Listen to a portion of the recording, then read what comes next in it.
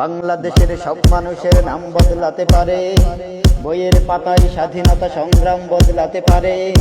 বঙ্গোপসাগরের সব পানি যেতে পারে শুকিয়েও, গোটা রাজধানী গিলে নিতে পারে বুড়ি গঙ্গার ঢেউ।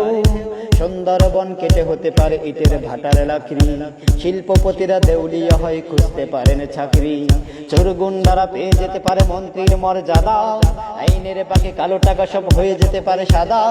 অনেকেই বলে এই দেশ নাকি হুজুগ জাতির দেশ, দফায় দফায় বদলায় এর রং রং পরিবেশ। তাই বলে ইসলাম তো এদেশে হুজুগি হবে না শেষ, হুজুগি হবে না শেষ। ইসলাম এ মাটির পরতে পরতে জনপদে ঘরে ঘরে, ইসলাম এ জাতির 90% মানুষের অন্তরে।